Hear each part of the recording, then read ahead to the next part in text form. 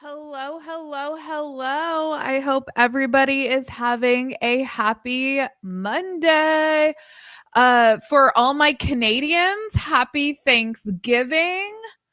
Donna Adelson's not having a good day. She got sentenced today. Let me play my little intro and we will get started. Is it weird or different not having the help of the whole family for a move?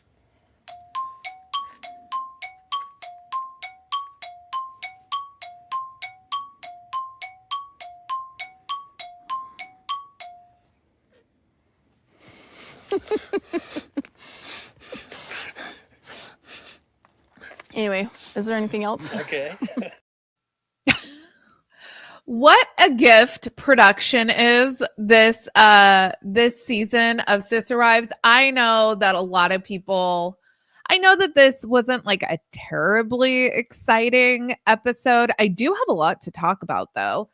I am thoroughly enjoying season 20. And maybe it's because, like I've said, my standards are in the trash. I don't know. Maybe I should evaluate that.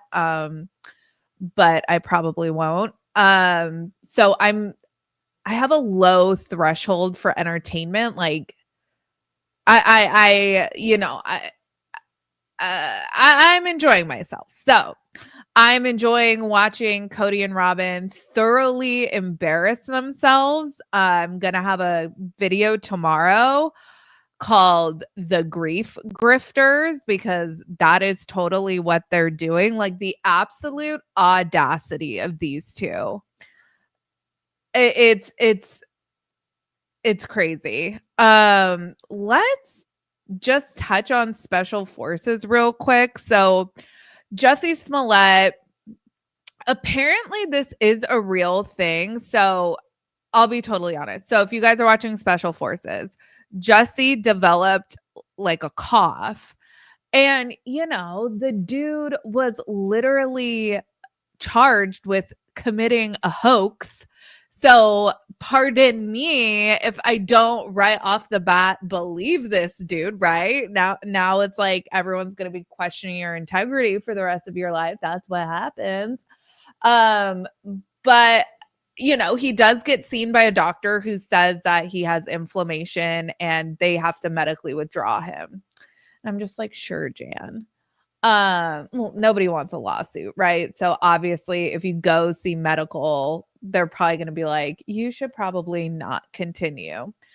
But so I posted that in my Facebook group, and there's people that are veterans and service members, and they're like, no, like there's this thing called desert lung, and that's a real thing. It's like an allergy, and it can be like incredibly painful. I'm like, gnarly. So with that, though, the like big ticket insufferable cast member is now gone. So next on the insufferable list is Kody Brown, and boy, is he just a woman hater. Clearly, he clearly thinks that women are the perfect, like this challenge that they failed is the perfect depiction of how Kody views women. He views women as dead weight that he has to like deal with. We're all just things for him to deal with. We're not like human beings. We're not equals. We're not like worth being treated with decency. We're just a burden for him to deal with. And that was so apparent in how he interacted with his two female challenge partners, a retired Olympic soccer player who's in incredible shape. When they cut to like introducing their little trio for the challenge, Christy Rapone is just like hauling ass with, I'm not sure how much weight is in those backpacks. I think it's like 20 or 30 pounds, right? I don't know, but it's a lot of weight. And she is just hauling ass. And Brianna Chicken Fry is not a slacker either. She's in shape. She was holding her own. And they're trying to get Kody to realize, because the whole point of this mission was they give you a gurney. You have to go and rescue an American. You have to look for a fallen soldier that has an American flag insignia on their uniform, rescue that person, and complete the mission. What they didn't say is that there would only be one person to rescue. So half the teams, they encounter this second fallen soldier. Some of them correctly identify it as a fallen American that they need to assist. And some of the teams just breeze right on by this person.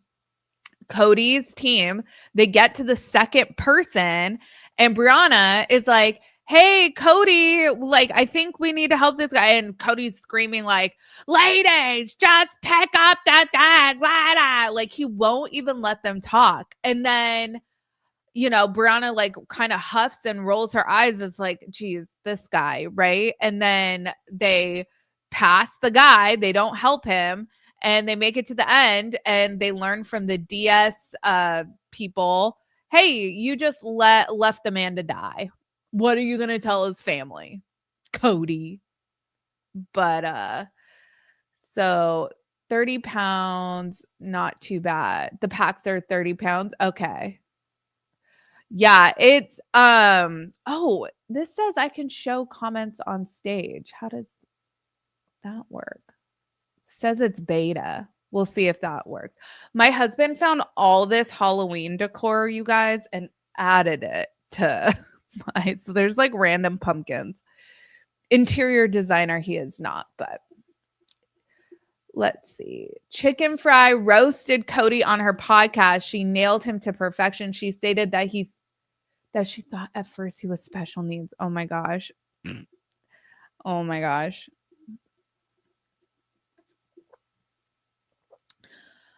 Hi, Sarah. I love your show. Thank you so much. I thought he would be nice to Brianna because she had the same name as his daughter. My bad. Yeah, you would think. I think also he had mentioned in an interview he did for Special Forces that some of the cast members, some of the female cast members he viewed like his daughters because they were around the same age. So maybe if they didn't like him, it was because he was trying to like parent them or something. Well, I guess we'll see how this goes on. I don't think Kody is going to voluntarily withdraw. If he does leave the competition before the end, it's going to be because he like hurts himself. It would be so embarrassing if he voluntarily withdraws. All right. So lots to talk again, you guys. I've seen people be like, season 20 is boring, blah, blah, blah. I'm like sat and seated for this season, partly because shit, man, there's so much happening like off camera. And again, is this like Wendy from Real Housewives of Potomac getting arrested on fraud charges? No. So like on the grand scheme of like reality TV star drama, does this rank real high? No. But again, my standards are in the garbage, as is this show. So whatever.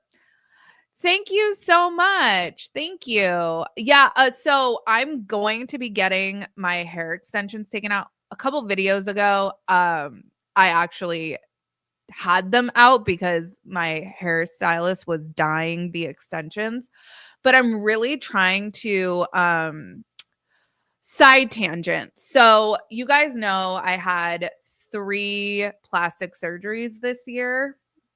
The first one I had in January was a tummy tuck and a breast lift. Then I had a neck lift, and then I had breast implants put in, and I had to do them in separate surgeries because that was the recommendation of the surgeon. And there's like time constraints for how long you can be in surgery when it's a cosmetic procedure and all this stuff. And so that's the way we planned it out.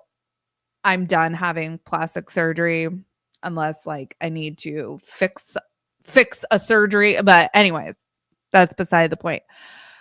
I ended up with anemia because I mean, I didn't lose excessive amounts of blood during the surgery, but that can happen. And so I'm anemic now.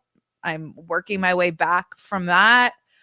It's not from the weight loss shots. I've had some people ask me if it was, and it's not because of that. It's because of surgery. And anyways, the anemia had been my hair has like been thinning and breaking and falling out, and it's been a nightmare. So anyways, so I ended up going because I usually keep my hair lighter, and I had been counseled by hair people that like bleach is like the literal worst. Besides heat styling, bleach is like the worst thing you can do to your hair. So they really said, if you're trying to like rehab your hair, don't bleach it. So I'm like, okay. So I went the extension route, and I've been enjoying them, but I don't like having, like, I'll do fake nails all day, every day, but fake hair is just like a lot. So I really want to focus on just like rehabbing my actual hair. So anyways, long story short, in a couple weeks, I'm going to be getting my extensions taken out. Wow, those comments are going, but they're really small. I can like barely see them. Anyways. And so the recommendation was like dye your hair all one color and it'll look fuller that way. So that's what I did. That's how I ended up here. Now I look like Christmas because I'm wearing green and I have red hair. Biotin. Yes, I am taking biotin. I am taking a hair peptide, and then I have this like serum that I'm putting on my scalp every night now. It smells awful, but gotta do what you gotta do, man. Because I am not going to end up with a skin headband. We will talk about that. You guys, I am thoroughly convinced. What is her name? Like Kate, something with Harley, Kody with 2 E's. Is she a super fan that lives in the subreddits? Because that was a total shout out to like Sister Wives subreddit. Like, see, I even painted the skin headband. I was like, you are definitely in the comment section. And hey, I'm glad someone, I'm seeing like Sister Wives fandoms infiltrate the season. First, I feel like the dog, Maximus, I think was the dog's name. I feel like that was the spirit of Sister Wives fans just like showing up. Like, hey, what are you guys doing? Can I be in the shot? And then, Mary's friend that's just doing way too much, but we appreciate it. Thank you for your service. All right. Let me pull up my notes. That was all Sans notes. We get a previously on. So just to recap the last 2 episodes, Mary has gone speed dating.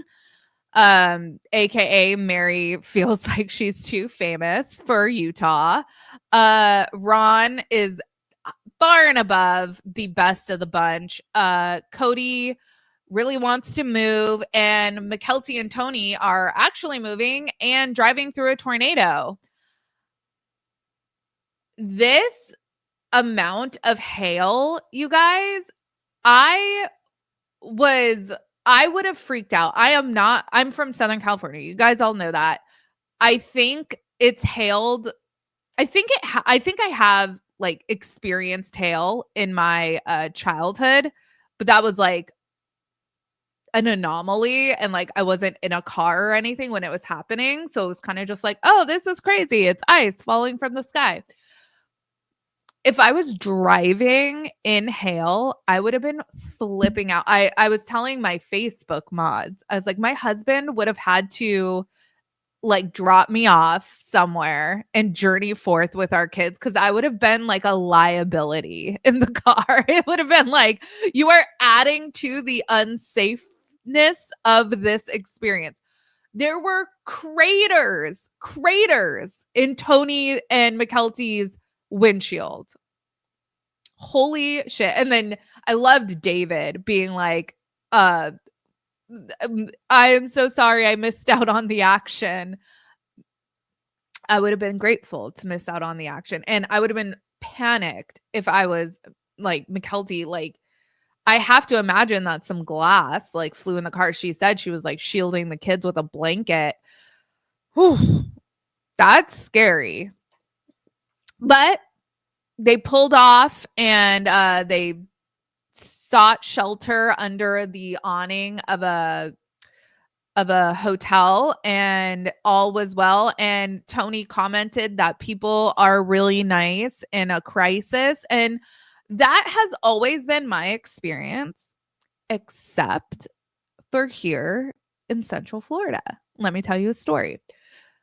Like, I went through the Northridge earthquake. I remember when I was 6 years old, like, neighbors came out. What do you need? How can we help each other? Like, a couple of the neighbors on our street had RVs, and while our houses were being inspected for like gas leaks and stuff like that, come sit in, like, send your kids, hang out in our RV. So nice. Like, what can we do? Here, I have water. Do you guys need water? Everyone was so nice, so lovely. It's neighbors helping neighbors. Every time there's a fire in California, that's the mentality. You guys, last year, I go to Costco because it's there was a hurricane, and of course, everyone's panic buying water. So I'm like, I should get a thing of water. So I go, and I think this is the same everywhere. Costco's, like, they open when they're done, like, stocking the floor. It's like a soft open, really. Like, they'll say that they open at 10 or whatever, but if they're done stocking at like 9:45, they'll open. So that's what happened. And I pull in at like 9:50 to Costco. And I park, the parking lot's full. I see people with like those flatbed carts stacked with water already. And I'm like, shit, man. So I get in there. All that's left are those like little 8-ounce bottles of water. I'm like, well, I'll take what I can get. This person positioned their cart so that I could not. He was like between me and the like few cases of water that were left. And he was blocking my cart. So I could not pass while his wife or girlfriend or whatever was putting what was left of the waters in his cart. I was like, wow. Like, all right, Orlando, Central Florida. Every man for himself out here. Oh, man. I love you guys too.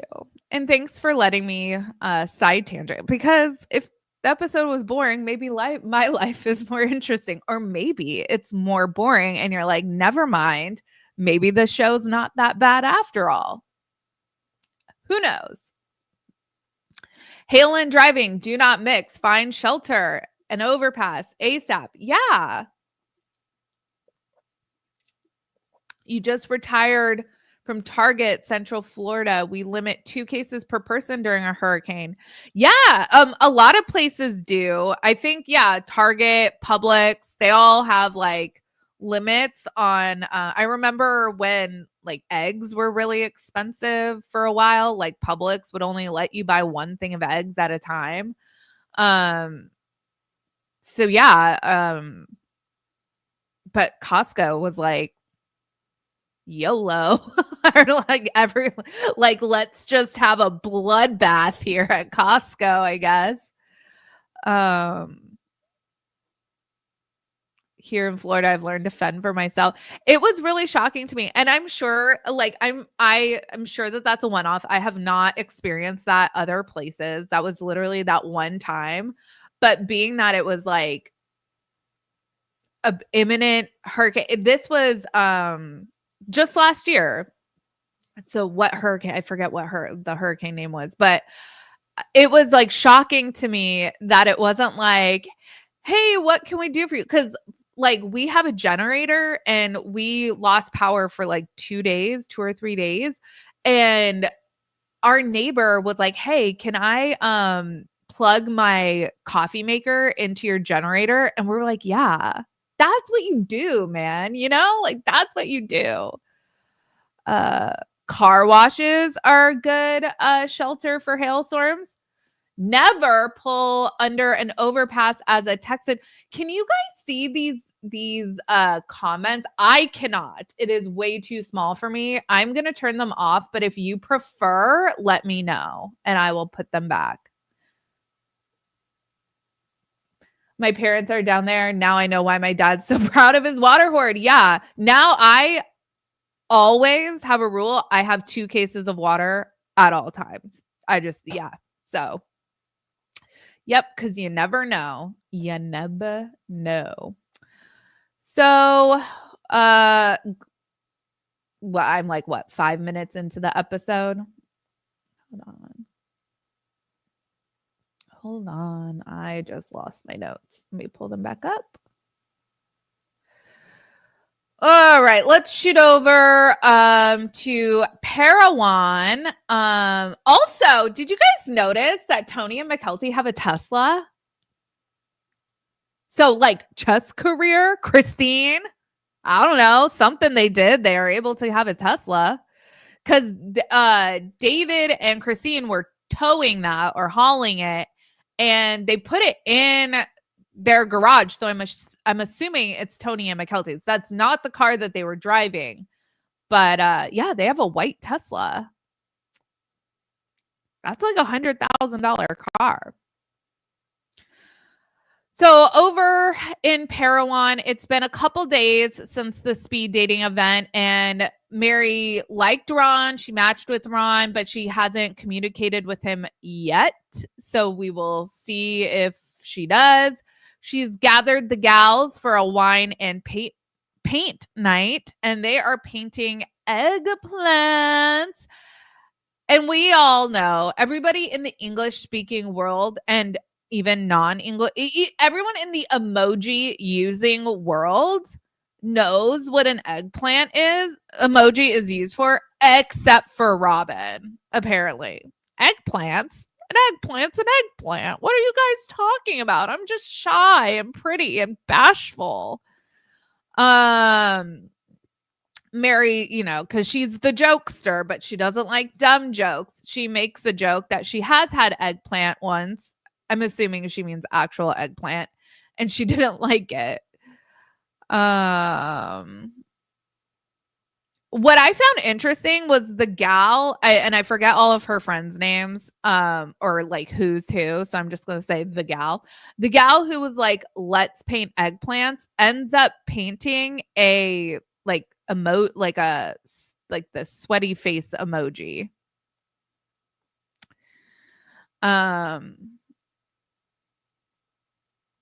Christine said they were flying back. So yeah, they had to have left the car. You can see the comments. Okay, I'll add them back by all means. If that starts up again. That is just like microscopic for me. So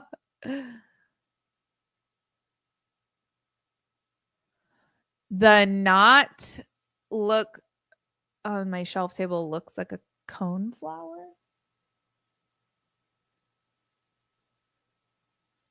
I don't think I know what you're talking about. But anyways. Sorry. Can you like name a color? These are pumpkins. Like that's a pumpkin. That's a pumpkin.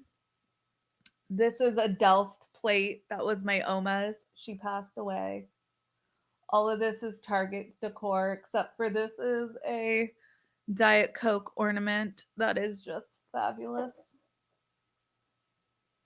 Anyways. Right under the silver pumpkin. This one?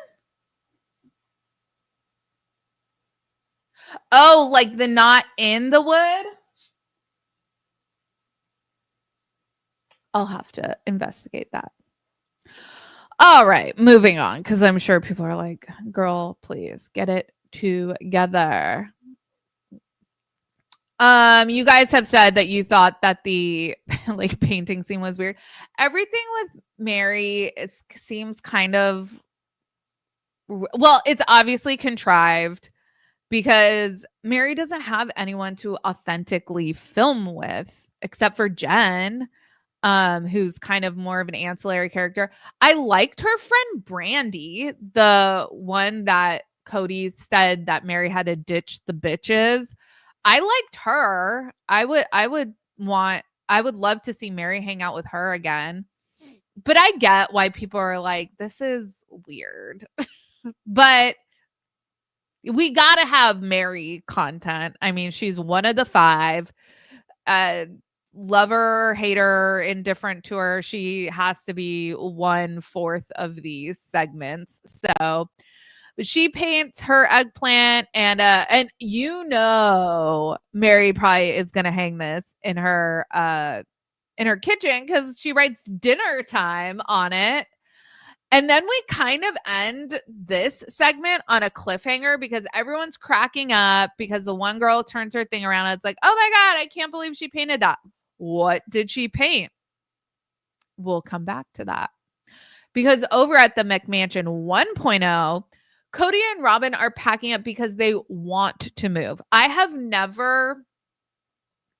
know. You guys let me know. Have you ever packed before you like secured the sale of your house or the purchase of a new house?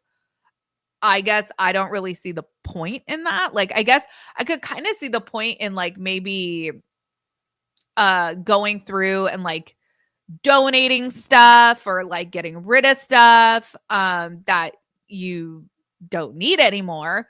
But actually packing when you have like no plan and like who does that? Doing that right now? Fuck me. Sorry. I have as a professional cleaner to declutter. Well, gosh, I'm just an idiot. So don't listen to me. I take that back. Too bad this is live. I would have edited that out. They have to with as much crap as they have. So back when the McMansion got put on for sale, packing up the clutter for the sale picks. Exactly. So back when they put the McMansion for sale and like people actually went and like toured the house, it was obvious that like they had moved stuff out in order to make the house look sellable because they just have so much crap. So that was for anemia, I'm taking, it's like a powder I take every day.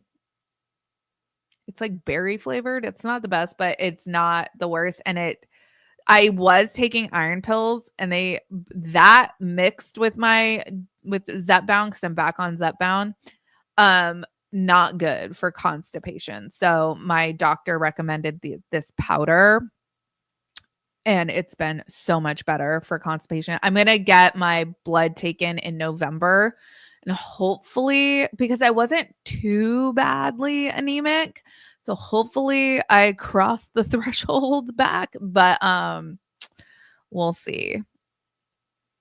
You start with decluttering and then pack non-essential items. I don't know who am I to give advice. I last minute everything. So every time I'm packing for a trip, I'm always on my Instagram stories being like, I have to take an Ativan because I'm having a panic attack. Because that's the life I live. So all of this, I'm going to jot that down. My husband will never move. We're going to die in this house, bury us in the backyard. But if I ever were to move again, this is good advice. I got this Huntrix cup for my birthday. My birthday is tomorrow. And I love it. During hurricane hustle, people get cray-cray. Learn to box out. Who would have known? And who would have known that like Los Angeles would be like more neighborly than like Orlando, Florida? I was like, I never would have ascribed like caring for thy neighbor to Los Angeles, but it's a lot more there than it was out here, at least that day. Bad day at Costco. I'll just chalk it up to that. All right. So, okay. I got sidetracked. They're packing up because they want to move, which was not a thing for me, but it is a thing for normal people. So in the first segment, it's just a possibility of moving. And then Justin Bemis comes over 5 minutes later and they got a cash offer on the house. So now they're moving. Love the magic of television. Cut to Kody. He's saying that with a big family, like there's always someone in flux. There's always someone moving. So I guess that's his excuse for it not being a really big deal. Why he didn't make it out to say bye to McKelty? I don't know. Was that his excuse? And my note to that was like, Kody, you have a family of maybe 7 now, 6 really, but we don't know what's going on with Dayton. There's all kinds of rumors floating around about where's Dayton, why. At the very least, even if it's all kumbaya with Dayton in the McMansion, he's at least not filming. And that is a slight to Kody. That's a dig at Kody in and of itself. Because that breaks the facade of a perfect happy family in the McMansion. So we might have to talk about that in a video. Kody is going to go on and on about how this is a new beginning. It's a new chance to kind of like reset with his kids. And while I'm watching this, I'm thinking Gwen lives in Flagstaff. And we know because he said last season when Garrison passed away that Gwen called and like asked if she could come over. In a crisis, I'm just showing up at people's houses that I know. I'm like not even asking. Again, I'm not saying I'm a fully functioning adult, but like I would absolutely just show up at my mom's house, at my brother's house. It wouldn't. I would just be like, "Hi, I'm here," you know. But Gwen had to ask. That's because she does not feel comfortable at her dad's house. Do we think Gwen, who lives in Flagstaff still, has been to Kody's new house? I doubt it. But Kody and Robin, they found their dream home on the other side of town. They made an offer that requires them to sell the home they're living in. So I'm assuming that means that they can't afford the down payment or whatever without selling their house. I'm not quite sure how. I've only bought one house. I've never like sold and bought. So not 100% sure how all of that goes. But you know who also doesn't know how all that goes? Robin. Because Robin is just living on a prayer like she does, which, you know what? I'm like not knocking people who pray, because I pray all the time, and I appreciate when I feel like God answered a prayer for me. But Robin prays about interesting things. So she has faith in God. Let's just pack up this house. He will bring us a mansion big enough that Ariella won't feel like she's living in a shack. She has no place to hide and seek. Justin Bemis tells them they got a cash offer. It's a little under list. And you just see Robin and Kody's eyes light up like, cash, you say? Cash, you say? Can we get that in tens? So we could just lay it out. Robin can like starfish with her dollies on a bed full of tens.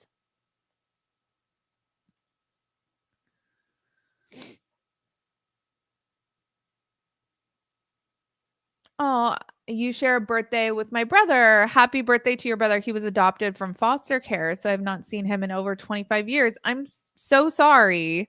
I hope that you guys reunite in the near future. She could not stop smiling after that. No, and what was really interesting, I'm sorry. Happy birthday to your brother, and I do hope that you guys reunite soon. I'm so sorry about that. But with Robin, it was so jarring to me this episode, seeing them talking about their reasoning for moving, being like being depressed, all this grief, all these bad things that happen. COVID, who gets sick in their house, like literally has a cold, because there are people that like lost limbs, lost their life, lost loved ones to COVID, had really like traumatic experiences with COVID. So I'm not saying like, oh, COVID was no big deal, but like COVID for Kody and Robin. How are you invoking that as like a like I need to move because I had a cold in my in this house? Yeah. Tons of places to hide and seek in the woods near the old house. Guess Ariella has, which is sad. Which is sad. Everybody deserves friends. Everyone needs friends. And Ariella, I'm sure, is a sweet little girl.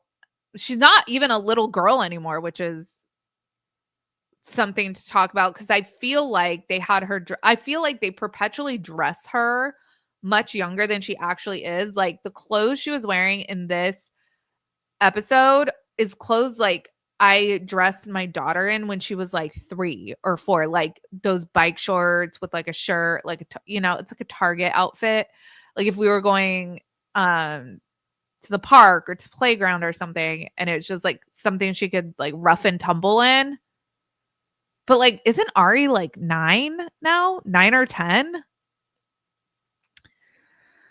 I don't know. Like my daughter's 6 and she doesn't dress like that anymore. So I know Ari's older than my daughter, so it's interesting. But I think it's intentional is why I'm pointing it out. I think it's intentional on Robin's part. Okay.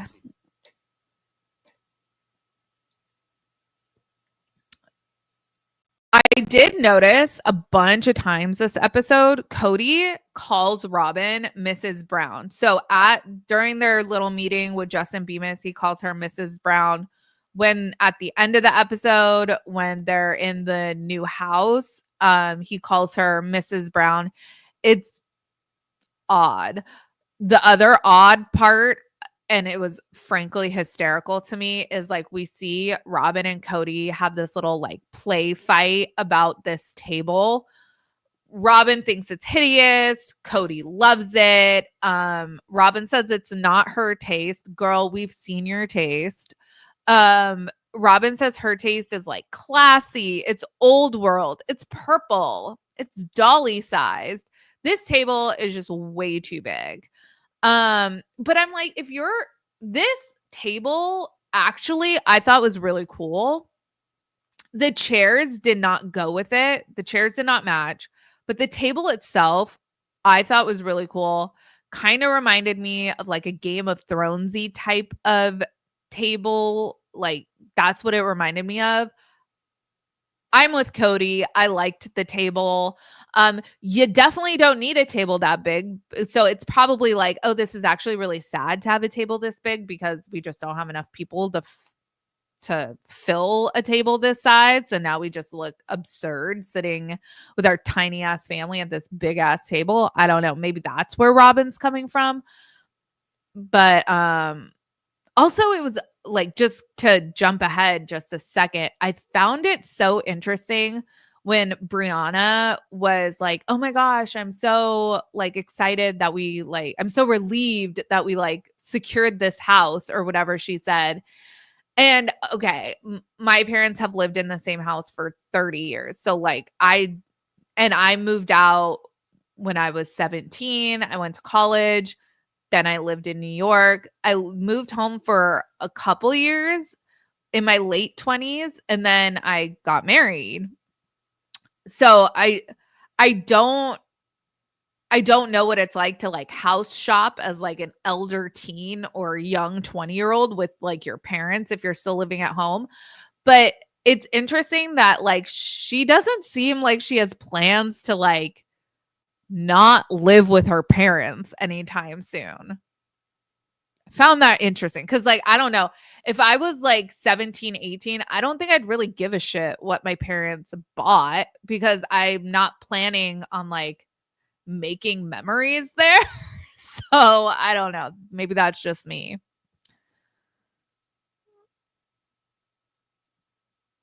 The table looks like a picnic bench.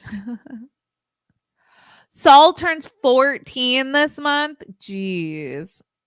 And okay, so Ari is 3 years older than my daughter because my daughter was born in 2019. Oh, did the table come with the house? Maybe. Okay, so maybe that's why Kody, I don't know, made a comment. Maybe it was Kody or Robin made a comment about leaving it, and Justin was like, "No, please take your shit with you." I was like, I love that he had to like say that. Like, please don't leave a bunch of your crap behind. Why Brianna cares baffles me too. There seems to be no motivation to move, which is like, hey, I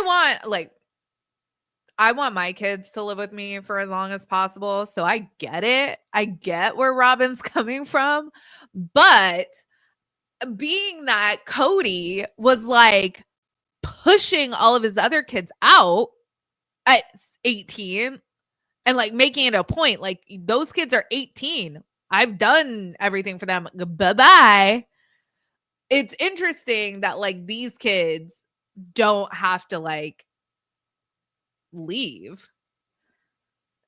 And it's like, is the plan like how are they going to get, who are they going to meet? I'm assuming this is why they go to this church. We see every now and again I see reposted on Reddit like their church youth group. I think Brianna and Aurora are really active, and I think that that's great. Hopefully they meet someone there that can like rescue them because Truly's room is going to be the doll's room. It's going to be they even said guest room / Truly's room. Again, they're only saying that because literally Christine is actively suing Kody at this time. So they have to talk about like keep Truly in mind. And I highly doubt Truly has ever stepped foot in that house.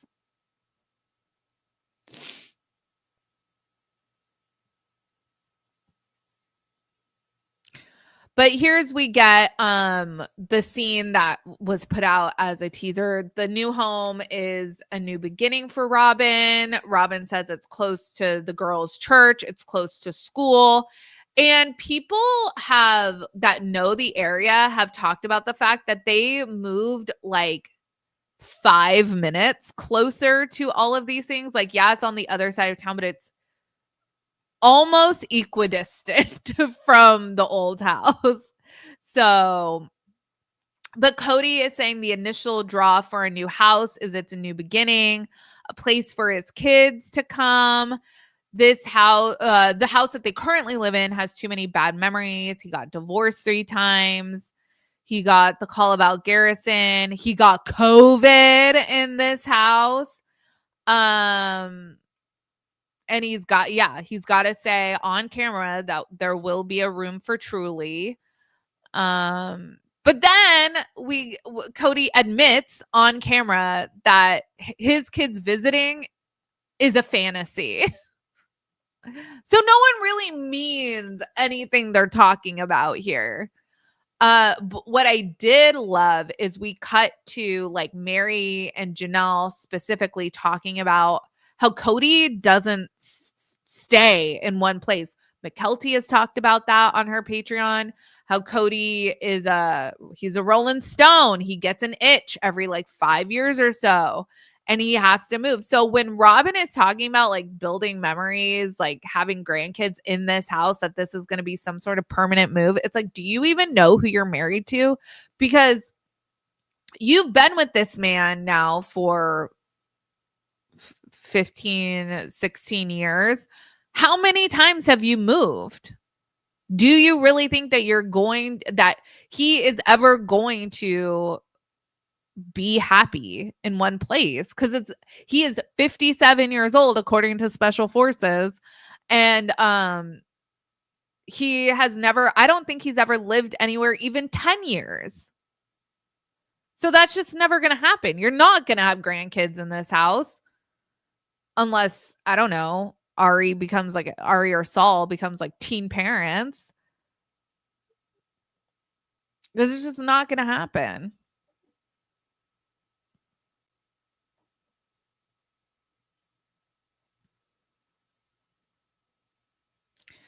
And how are they going to keep like this show unless it takes like a wild like left and like gets like real crazy, which it could do. Stranger things have happened.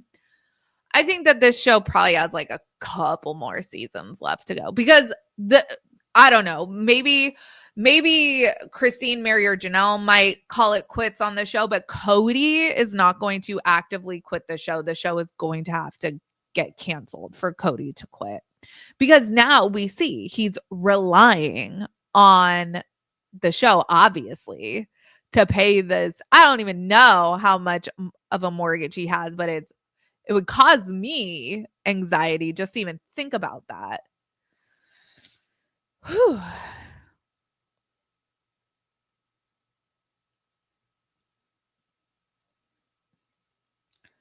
The new mansion is near an active cinder mine.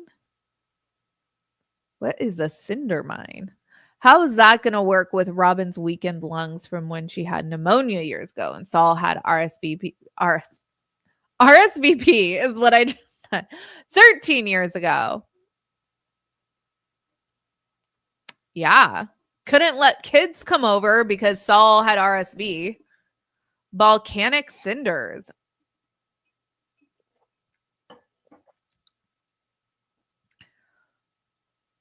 I'm watching now. Just recaps.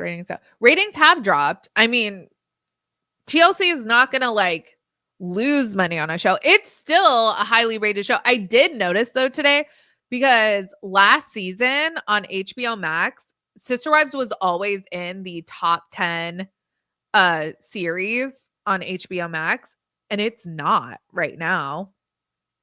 But you know what show is? Bailin' Out Loud. I love Bailin' Out Loud. Highly recommend. I don't feel comfortable really recapping that show. But I highly recommend it. And I know that there's some controversy, like people have accused her of like faking her Tourette's and stuff, or like maybe exaggerating it. I'm not even gonna touch it. I thoroughly enjoy her family. So that's all I'll say. And I was like, good for you, girl. You're in the top 10 on HBO. Thank you, Tracy. A cinder mine is a quarry that extracts volcanic cinder, a lightweight porous rock used for purposes like landscaping, construction, and as a traction aid on roads. Thank you. Don't say you ever came to a Reality Squad live stream and didn't learn anything. The more you know. All right.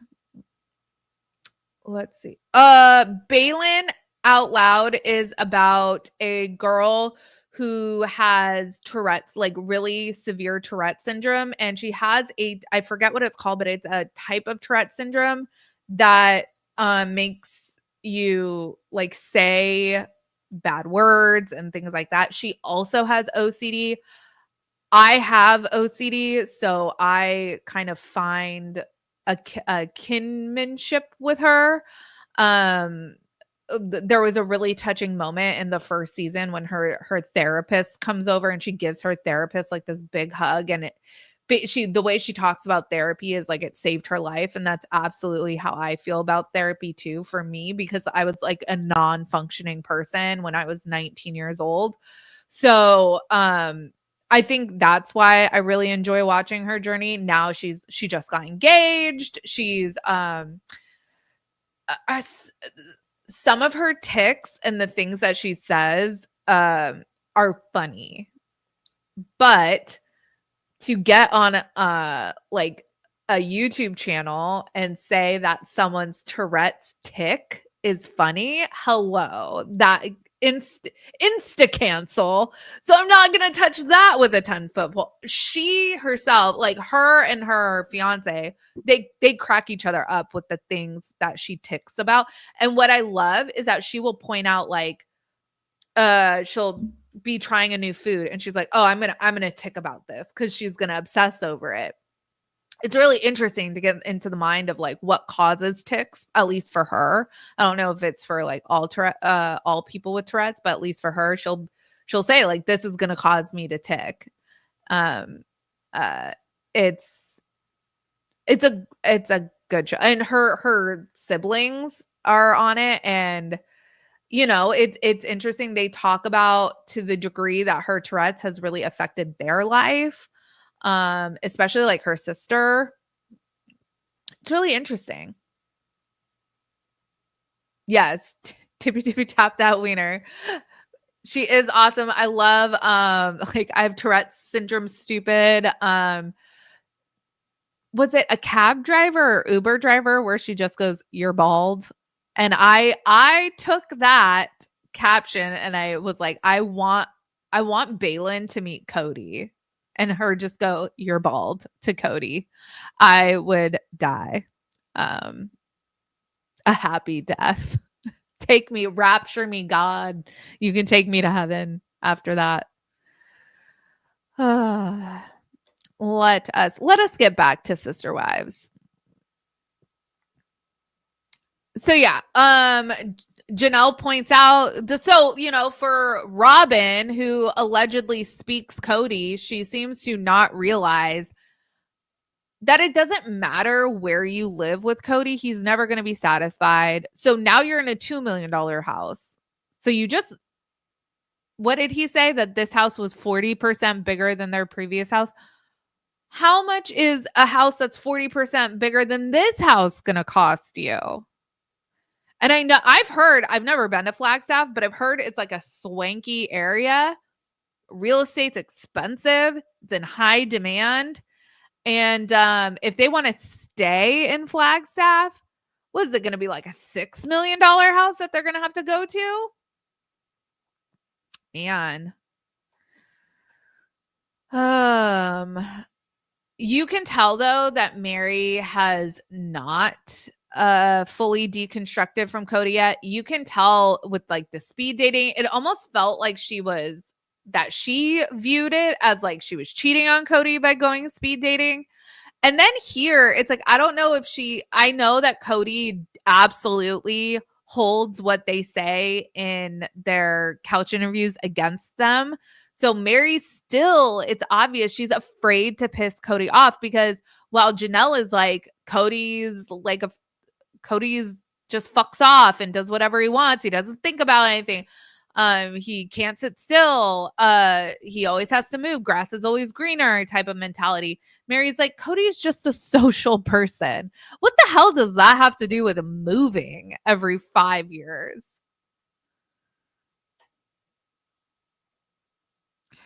And then, like you guys pointed out, how like big of a smile they had just learning that their house sold. They got a cash offer. Robin is saying words: depression, she's been sad, the dream has died, all this really sad, heavy stuff, but she could not be smiling bigger. both Kody and Robin cannot hide how giddy, absolutely giddy they are that they are moving into a $2 million house. This is not sad for them. They are not sad. All of the things that they are citing as reasons to move are to attempt to like garner sympathy in the court of public opinion. But it's not working for me.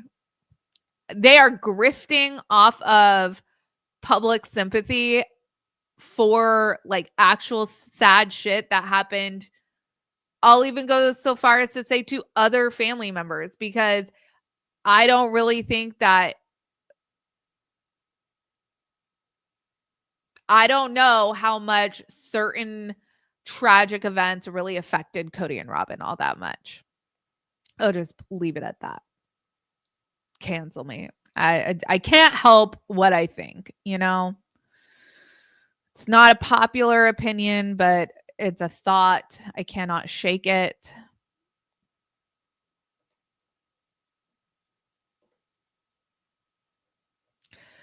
But let's pop back over. Oh, real quick though. Then we learn how everyone found out that Kody and Robin listed their house, and they found out from like, I don't know, Starcasm People magazine. Christine says she found out from a stranger online, and Mary said that's similar. And then Christine said that she's like, yeah, of course they want to move. Their house is weird. I was like, damn, Christine. But then she'll follow that up with like, oh, but I just love my house so much, so they should love their house. Like they should. She didn't say this, but it's like they should definitely be in like a $4 million, $2 million house. I did love, we got a little bit of a trip down memory lane because, of course, this is a Brown moving road trip. You can't have a Brown family road trip without shredding a tire, breaking down. The hail, that was a little extreme. That was something that the Browns had not encountered before on a road trip, but they definitely shredded a tire, and we get this like compilation of road trips past, and I thought that was cute. You know what else is cute? Tony and McKelty's new house. It is so stinking cute. I love brick accent, and their backyard, I shit you not, when I was a kid, this would have been my dream backyard. Backyards like this don't really exist in Los Angeles. They do in Northern California. They don't. I live in like a track development now, so like they certainly don't exist where I live now, but like I know in Central Florida there are places that are more woodsy. Oh, this is the dream. And I like that Tony got in there, you know, maybe for Christine's benefit, that he starts work the next day. They show up. He's like, I start work tomorrow. Good for you, Tony.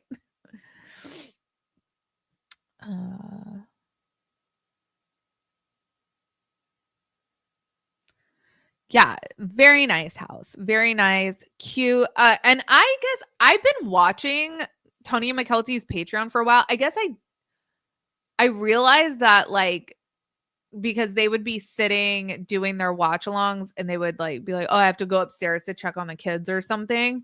So I realized that they're wherever they were at least doing those was not in the same level as their kids' room. But I guess I didn't realize how, apparently, according to Christine, not conducive it was to really be a family dwelling. So good for them. That house is so stinking cute.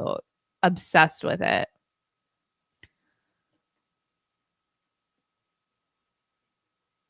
Let us see what else happened this episode. Oh, Kody goes to his new house and drops the word opulent about I don't know, maybe twice, but it felt a lot.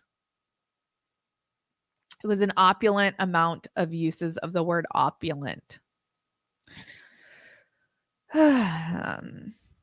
But and this is where Ariella says like their old house just was so small and hardly any room for activities. And now there's so much room for activities. Like they can play hide and seek, and like good for you, girl. But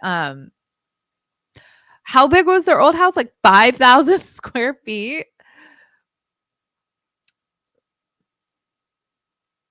When Savannah was living in an RV on Coyote Pass with Janelle for at least like 6 months or something.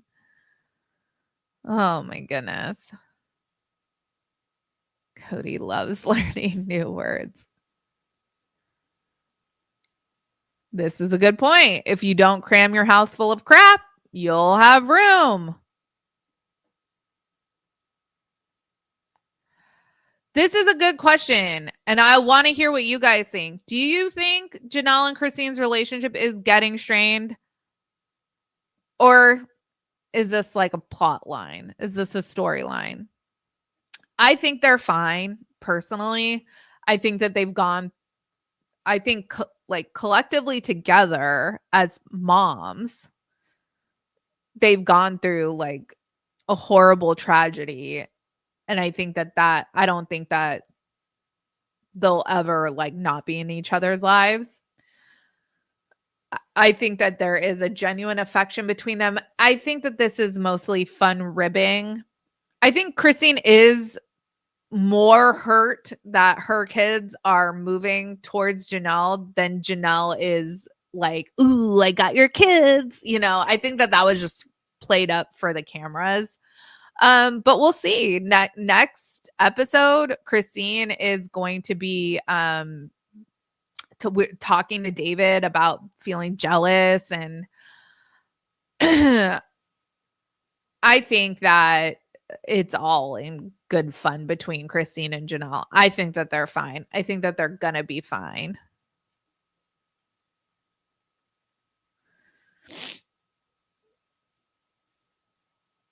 I think they're fine. It's a plot line, not a trap. They've been together for years. Yeah.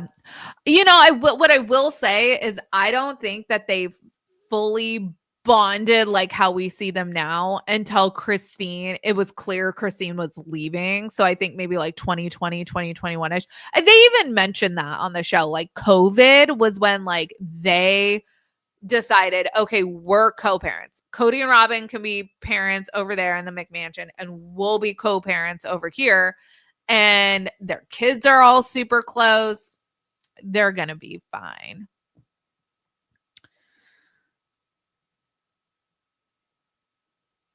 I would not be able to handle it if they weren't. They need to be fine.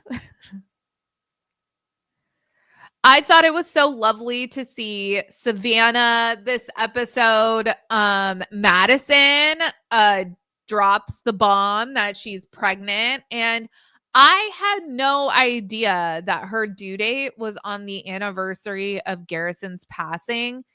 And I think that is so sweet. And Janelle clearly like she gets choked up about it.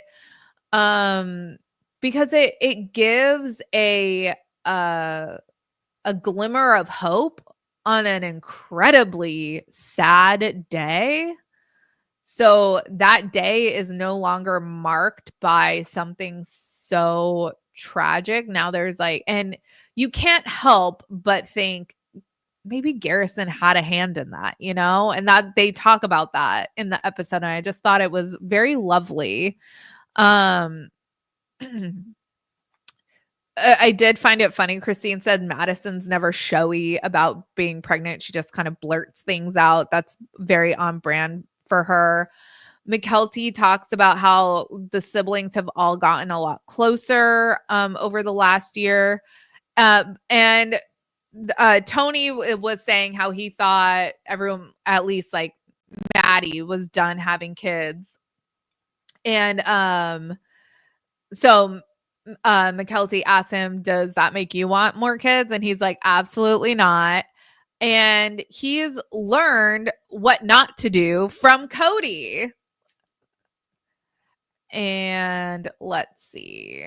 that was pretty much this episode. They close out this episode in the new McMansion, and we see Saul, Ari, Brianna, and Aurora, Kody and Robin all embracing, but Dayton's not there. And I just, even if like best case scenario, it's I just don't want to be on camera anymore.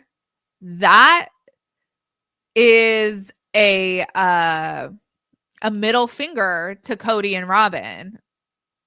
Is certainly to Kody, because Kody cannot put this image forward to the world and to the rest of his wives and their households that all of the kids at Robin's house have fallen into line, because they haven't. Because Dayton's like, nah, I don't want to participate in this anymore. So I think that there's something there. What that is, I mean, obviously, like, Dayton's entitled to his privacy, and he's taking that. And if Kody and Robin don't want to talk about him on the show, but it is weird because Janelle will talk about her other kids. Janelle will talk about Logan. She'll talk about Hunter. She'll talk about her kids that aren't appearing on the show. But it's like Dayton like vanished into thin air. They never talk about him. It's weird. It's weird. So, oh, thank you for letting us know, Kathy. A lot of us, myself included, were wondering, when did Maddie give birth? So she gave birth March 1st, 10 days after her due date. Woo. It's a long time to stay pregnant after your due date. Good for her. Good for her. All right, you guys. Well, that was episode 3 of season 20 and a little bit of Special Forces. I'm really enjoying Special Forces. It's something I absolutely would not be able to do. I would never want to do it. So it's, you know, for me, it's like, this is definitely something I'm just like enjoying watching. So, but I will have a video out tomorrow. We're going to talk about Kody and Robin and their grief grifting. And so stay tuned for that. What? No eggplant? All right, you guys, take care. Have a good one. I will see you in the next video. Bye.